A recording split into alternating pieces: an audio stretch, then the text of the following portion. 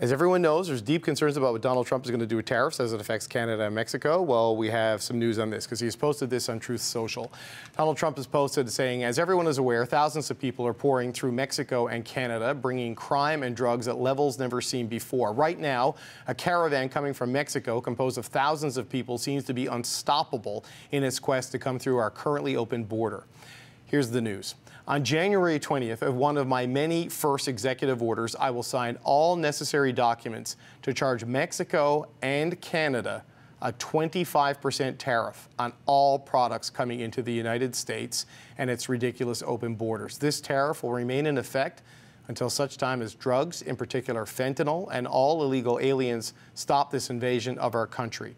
Both Mexico and Canada have the absolute right and power to easily solve this long simmering problem. We hereby demand that they use this power, and until such time that they do, it is time for them to pay a very big price. Sharon, everyone was worried about a 10% tariff or a 20% tariff. Now Donald Trump says a 25% tariff, lumping Canada in with Mexico as an immigration challenge and as a fentanyl challenge. What do you make of this escalation? Wow. That's, I think, unexpected for probably many people. I think this is going to bring a really big challenge if we look at Canada specifically here. If you're going to associate illegal immigrants and drugs crossing the border with tariffs that are two completely unrelated, there's no connection between the two.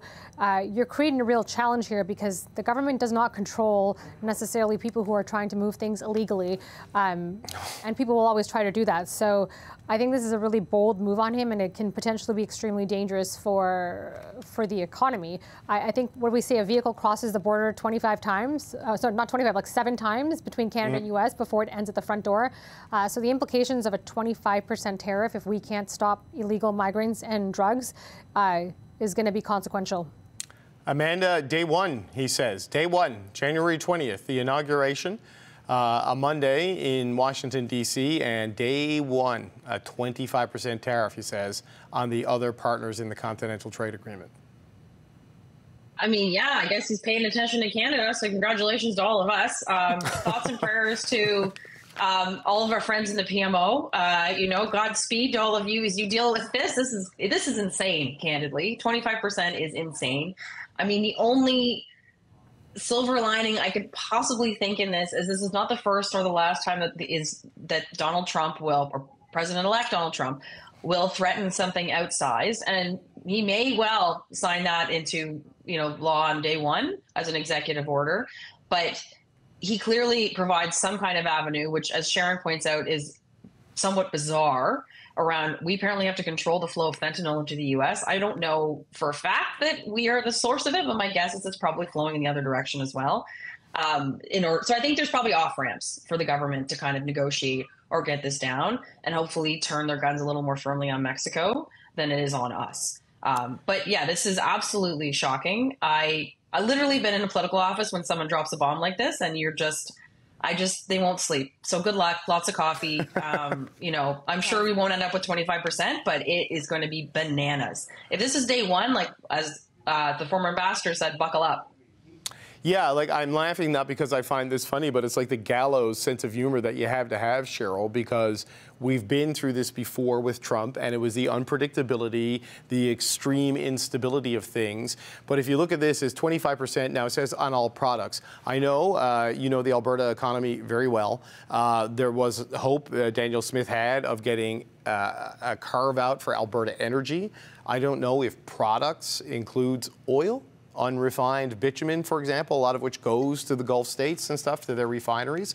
But it doesn't sound like he's making a Canadian exception at all here, with at least the threat to go 25% in day one on everything that crosses the border.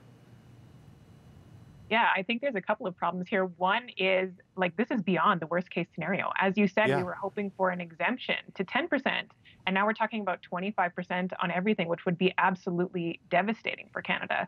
And I think the other problem is that I think it's one thing to put forward a problem and say, here is a sensible solution or even a problem that makes sense that we're asking Canada to come to the table and solve. But just a rant on Truth social media offering a problem that we don't, one, know exists, and two, couldn't possibly provide a solution to, maybe ever, but certainly not before January 20th, just puts Canada in really an untenable position. So I hope Amanda's right and that this is all just bluster. I mean, we'll never see it come to pass, but there will be many people worrying through the nights and the nights to come about this announcement. Sharon, how does the federal government even begin to respond to this, right? Because when you look at the threat of the 10% tariff, you know, we saw some analysis done by Trevor Toome, the economist at the University of Calgary, who sort of said you're almost guaranteed a 0.5 percentage point shave off your GDP, and then up at the high end, it could be as much as 5%. 25%. I mean, you're talking, you know, if it's proportional, and I'm sure it's probably quadratic at that point, you're looking at more than a percentage and a half, maybe 2 percentage points off your GDP if he goes with this. And then if it's on both borders, you're talking a total disruption and compounding damage to all the economies. Well, I can tell you from my experience with working with the Trump administration the first time around, even with some of the bold moves he made back then with tariffs, I can guarantee you there are phones ringing across North America right now, and people are trying to get a hold of what exactly is happening and how serious this is. Businesses are probably freaking out. You've probably got a bunch of CEOs also on the phone right now. I would say I don't think anyone has a solution. The biggest problem we have right now is that the relationships that existed in the previous administration, whether it was with someone like Jared or the former ambassadors or ministers, they don't exist right now. So who people in PMO are calling is beyond me, but I can definitely assure you that people are freaking out right now. Amanda, we saw earlier today, Doug Ford wrote a letter on behalf of the Premier saying, we need a First Minister's meeting to talk about this, and we need to know who your lead minister is going to be, which we assume at this point will be Chrystia Freeland, because she is the Deputy Prime Minister, the Finance Minister, knows the U.S., knows Trump, and is the chair of that committee. I don't know if he was going to get the First Minister's meeting, but there's certainly... There's some klaxons and alarm bells going off in the First Minister's offices of Canada after this. It feels like they need to figure out what the plan is in a pretty quick way now that Trump has made a move like this. Yeah, certainly. And I think if they do want that kind of, Team Canada approach as it has been described in the past, they need to give those premiers their marching orders. Otherwise, they are going to, and I'm sure candidly there's been informal conversations, but, what Premier Ford is doing is laying it out starkly so that if things don't line up, it's not the failure is not at his doorstep, right? And yeah, the fact that we don't officially know who the lead minister is, even though we do know Minister Freeland is the chair of the cabinet committee, it's an important one. And we also know, and this is with great respect to Minister Freeland, but Donald Trump has not been shy about saying he does not enjoy working with her, right? And if he's rolling out 25% tariffs, I think we need to send someone in, even if maybe she's pulling the strings behind the scenes, that is a bit of a better relationship with that administration would be my one plea. So I certainly think the last thing the Prime Minister's office probably wants is all the premiers meeting together to talk about the strategy that has yet to roll out. But they're going to need to give him something to do and something to talk about.